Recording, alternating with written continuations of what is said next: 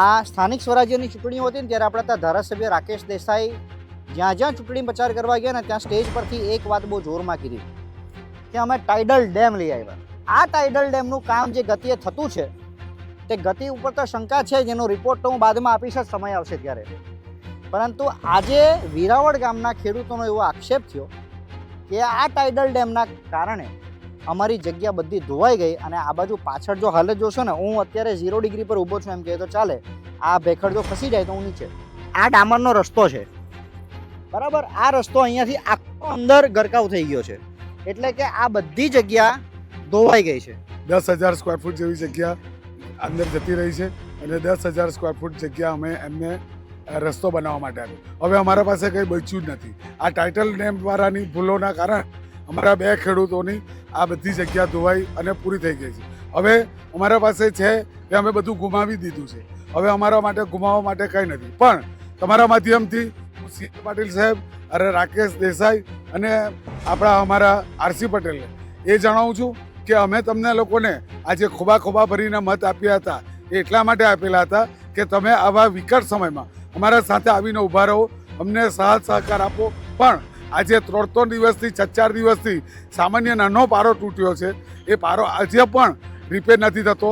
એના કારણે આવનારા દિવસોમાં હજુ જે 5,000 સ્ક્વેર ફૂટ બાકી છે એ પણ હવે પૂરી થઈ જશે.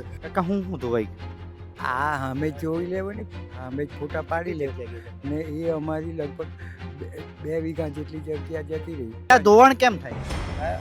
એમના દોસ્તે એ લોકો 4 મહિના કામ જ્યાં ઉનાળામાં ચાલુ કરવાનું હતું ત્યારે છે તે મજૂરના પૈસા નહીં આપ્યા ને વાડામાં જુગાર રમાડ્યો એ લોકોએ, કોન્ટ્રાક્ટર લોકો ને. કોન્ટ્રાક્ટર કોઈ દાડા આવે નહીં ને મેં 4 કે 5 દાખી દોડવો જ્યાં ખેતરમાં આવું ત્યાં બધા કામ છોડીને નાહે ને મેં જામ પછી કામ ચાલે ને કામ તીરા આપણે એમ કે આ જ્યાં વ્યવસ્થિત બાંધો ને તો એમ કે દોરી નહીં આવે એમ કે ત્યાં અડ્ડા જ ચાલે છે, ત્યાં અડ્ડા જ ચાલે છે. જુગારની તો વાત ના કરો, પણ એનાથી પણ બધા બહુ વ્યવસ્થિત ધંધા ચાલે છે. કોન્ટ્રાક્ટર કરે. હા, એ અમને કહેવાનું સારું નથી લાગતું કે ત્યાં શું પીરસાય છે. આ ધોવાયું છે એની બેદરકારીના લીધે ધોવાયું છે. નમસ્કાર અને આભાર.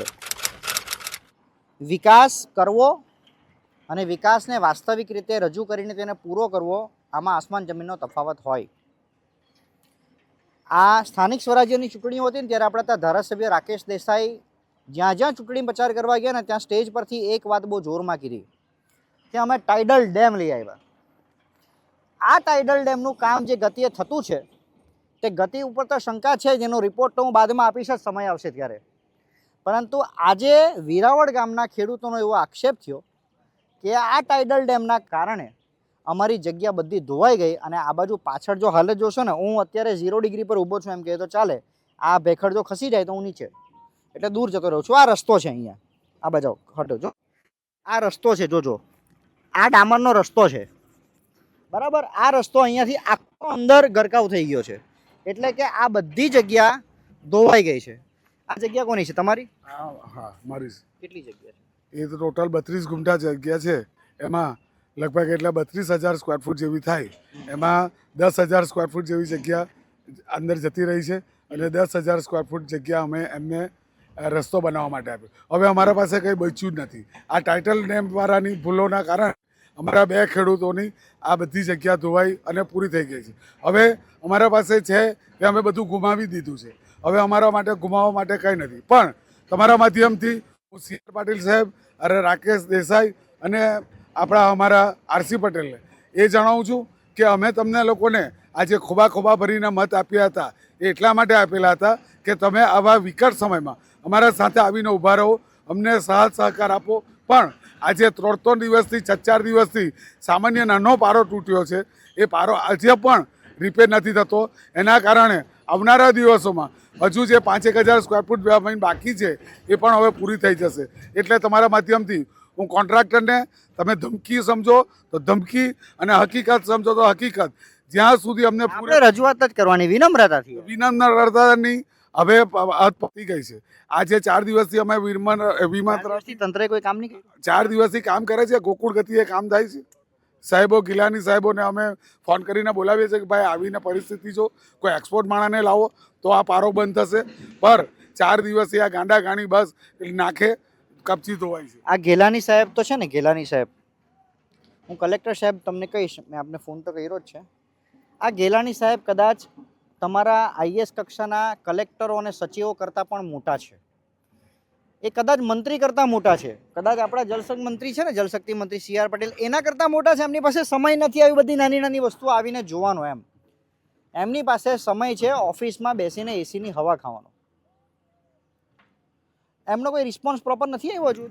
અત્યારે એમનો ફોન આવ્યો 2 દિવસ, કાલે મેં રાતે એમને ફોન કર્યો હતો કે સાહેબ આવીને તમે જુઓ, પરિસ્થિતિ જુઓ, આ થોડું બચ્યું છે એટલું તો અમારા પાસે બચવા દો, એ બી પૂરું થઈ જશે. પણ સાહેબ હજુ પણ આવતા નથી.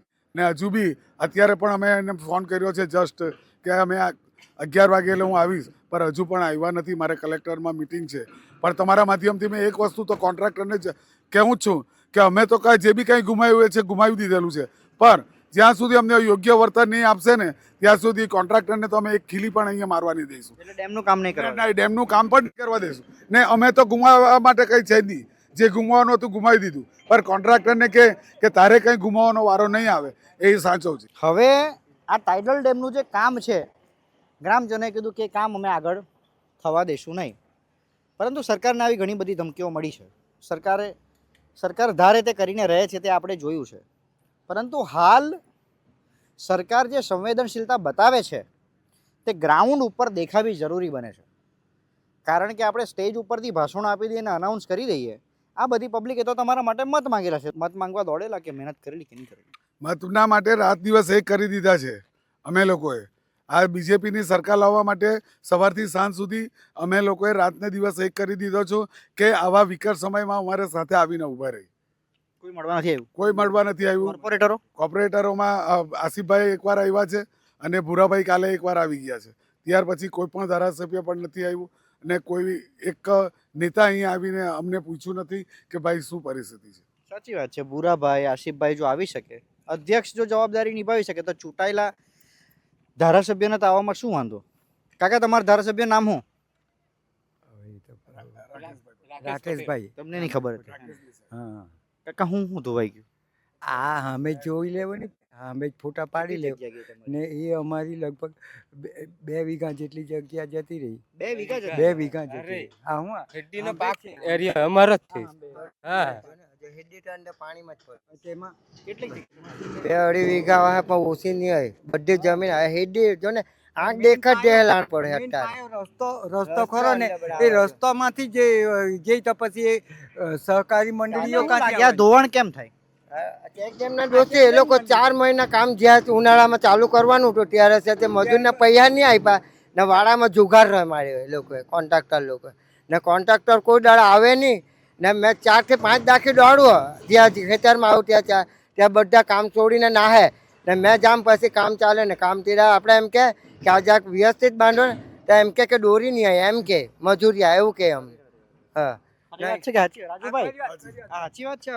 છે, એકદમ સાચી વાત છે. જુગાર રમાડતો? ત્યાં એ ચાલે, ત્યાં અડ્ડા જ ચાલે છે. ત્યાં અડ્ડા જ ચાલે છે. જુગારની તો વાત ના કરો, પણ એનાથી પણ બધા બહુ વ્યવસ્થિત ધંધા ચાલે છે. એ અમને કહેવાનું સારું નથી લાગતું કે ત્યાં શું પીરસાય છે. આ ધોવાયું છે એની બેદરકારીના લીધે ધોવાયું છે. ને એને કઈ જાડી ચામડીનો માણસ છે, એને કઈ પડેલી નથી. અમે નાના ખેડૂત છે, કઈ મોટા ખેડૂત નથી. ને અમારા પાસે કઈ હજુ કઈ 50 વીઘા જમીન નથી. આ ખાલી 32 ગુંઠા છે. આ કાકા પાસે જે બી છે આટલી જ છે. હવે આટલું જ ધોવાઈ જશે તો અમારા પાસે હું બચશું બીજું? પણ રાજુભાઈ, એ લોકો તો કીધા કે ડેમ તો સર્વાંગી વિકાસ માટે, ગામના વિકાસ માટે, શહેરના વિકાસ માટે. વિકાસ ગામનો વિકાસ માટે થયો કે અમારા વિકાસ અમને અમારો વિનાશ કરવા માટે બનાવ્યો હતો? વિકાસની તો વાત છોડો, અમારો વિનાશ થઈ ગયો છે. કોઈ ઇન્જરી, કોઈને કોઈ વાગ્યું? ઇન્જરી તો કોઈ નથી થયું. પર ઊભો પાક ઘણી મારીની તો પણ 6-7 નારિયેલી, 2-3 જાંબુડી, 2-3 સીતાફળ, 2 જમરૂકી, 1 લીંબી અને રસ્તો બનાવતા એમ કરીને 25 ઝાડ ગયા છે. ગેટ તૂટી ગયા છે, ફેન્સિંગ તૂટી ગયું છે. જમીન કોઈ મારા પાસે જમીન બચવાની જ નથી આવતા દિવસોમાં. ખાલી 32,000 સ્ક્વેર ફૂટમાં જમીન મારા પાસે. આ 2-3 દિવસ પાર નહીં ટકે ને તો લગભગ 5 ગુંઠા પણ મારા હાથમાં નહીં રહેશે. કોઈ સર્વેની કામગીરી ચાલુ થઈ કરી? ના, કોઈ નથી. કોઈ આવે કોઈ માપણી? કોઈ માપણી નહીં, કોઈ આવે જ નહીં. કોઈ ખરેખર નથી? કોઈ નથી આવ્યો સાહેબ, અહીં કોઈ જોવા નથી આવતો. આ તમે જોવો આ તમે જોવો હેડીનો પાક આ હેડી સાંભે જ ફોટા લઈ લેવજો તો સાહેબ. પણ હવે તમને કહેવાનું શું હોય? આ શું કરે છે? આ આ 4 દિવસથી પુરાણ કરે છે. મારા અંદાજે 500 ટ્રક આ ગ્રાવલ નાખી દીધું છે, પર એકદમ ધન ધટેડા વગરનું, જ્યાં કોઈ સીધી એ લોકોને એન્જિનિયર તરફથી સીધી રીતે કોઈ ગાઈડલાઇન્સ જ આપવામાં આવતી નથી. પાણી બંધ કરવા માટે ખાલી અંદર ગ્રાવલ નાખ્યા કરે છે, નાખે તેમ ધોવાય છે, નાખે તેમ એટલે એ જ કહું છું કે અહીંયા તો આ લગભગ રબર વોલ બી એ લોકોએ પથ્થરની બનાવેલી હતી, બરાબર? આ વોલ બી આખી ધોવાઈ ગઈ છે. એ વોલ સિવાય જો આ 2-2.5 વીઘા ધોવાઈ જતું હોય તો આ ટકશે ખરું કે ના? કોઈ પરિસ્થિતિમાં આ તો ધારો કે આજે વોલ બનાવશે, આજે વોલ બનશે ને કાલે નદીમાં 15 ફૂટ પાણી આવશે ને એટલે પાછી આ જ નદી ચાલુ થશે. આ જે વેણ છે એને એ ચાલુ થશે એટલે અમારે તો ભૂલી જ જવાનું છે. ગામ ધોવાઈ જાય. અને ભવિષ્યમાં અમારું ગામ પણ ધોવાઈ આવવાનું જ છે. ભવિષ્યમાં જો આ તાત્કાલિક ધોરણે આ વેણ નહીં બંધ કરે, આ પુરાણ નહીં બંધ કરે તો 100% સ્મશાન ભૂમિથી લઈને અમારું ગામ ભગત પડ્યું છે, તળિયાવાડ છે, એ લોકો 100% એ લોકોનું પણ ધોવાઈ જવાનું છે. આ ખૂબ ગંભીર છે. મારા કેમેરામેન બી મને જવા દેવા માટે ના પડે છે. આખું લગભગ નીની તો 20 ફૂટ હશે ઊંડાણ. 20 વધારે આ ઉપર પાણીની અંદર 30 ફૂટ ઊંડાણ હશે, એટલે 50 ફૂટ જેટલી 50 ફૂટ જેટલી છે. આ ઉપર 20 ફૂટ. 50 ફૂટ જેટલો ભાગ આખો ઉપરથી નીચે સુધીનો લાઈક એટલી એની સરફેસ આખી ધોવાઈ ગઈ છે. હવે વહીવટી તંત્ર આ બોલ અહીંયા કેમ ઊભું કરે છે એનું મને કોઈ કેલ્ક્યુલેશન દેખાતું નથી, પરંતુ આના નામે પણ બિલ બનશે, મોટા બિલ બનશે, અને આનું બી ટેન્ડર મેન્ડર થયું છે. તાત્કાલિક ધોરણે કોઈને બી કામ સોંપી દીધું અને વગર ચગર ફોટામાં દેખાય તે કામ હવે થવું જોઈએ. ખરેખર હવે જો આ ગામને બચાવવું હોય ને તો તાત્કાલિક ધોરણે રાજ્ય સરકારે ટેન્ડરો બહાર પાડીને સરકારને આ નદી હજુ 100 ફૂટ ઊંડી કરવાના નિર્દેશ આપી દેવા જોઈએ. એનો પટ્ટો સાંકડો રાખો, પરંતુ એની ગહેરાઈ ઊંડી રાખો. નદી જો ઊંડી રહે તો પાણી આજુબાજુ નહીં ચડે, કારણ કે પાણી કોઈ દિવસ અટકતું નથી. પાણી એનો રસ્તો બનાવી જ લે છે. આજે અહીંયા ચડ્યું છે, કાલ સુધી તમારા ઘર અને પછી તમારા બંગલા ઉપર. એ કંઈ અટકવાનું નથી. તમે પાણીને અટકાવશો તો પાણી બીજે જશે અને ફરીને તમારી પાસે આવશે. અને એટલું યાદ રાખજો કે આ ધરતીના 3 ભાગમાં પાણી છે. તમે પાણી સાથે મસ્તી ના કરી શકો, ભૂલી જજો એ. આ રસ્તો અહીં આવવાનો જે રસ્તો છે, આ રસ્તો કોઈનો જીવ લેશે પાછો. અહીંયાથી એટલી મોટી ડમ્પરો અને હાઈવાઓ અને ગમે ત્યારે એ ઊંધી પડી જશે. આ રસ્તાની હાલત જુઓ. એટલે જો ડ્રેનેજ વિભાગમાં જો બુદ્ધિશક્તિ ના હોય તો મહેરબાની કરીને પહેલાં રસ્તાનું કન્સ્ટ્રક્શન કરો અને ત્યાર પછી તેને શું નિકાલ કરવાનો તે. અને એટલી વાત યાદ રાખજો કે નદીને ઊંડી કરવી જરૂરી છે. આ પૂર્ણા નદીના પટ્ટાને, નવસારીમાં આવેલા પૂર્ણા નદીના પટ્ટાને જો તો આપણે 100 ફૂટ ઊંડી કરી નાખીએ તો એનાથી ખનીજની આવક પણ થશે, ખાણ ખનીજ વિભાગને પણ આવક થશે, સરકારને પણ આવક થશે, ખનીજના ખેડૂતો સુખી થશે, ગામ સુખી થશે, વિકાસ થશે અને આ નુકસાન નહીં થાય. આભાર.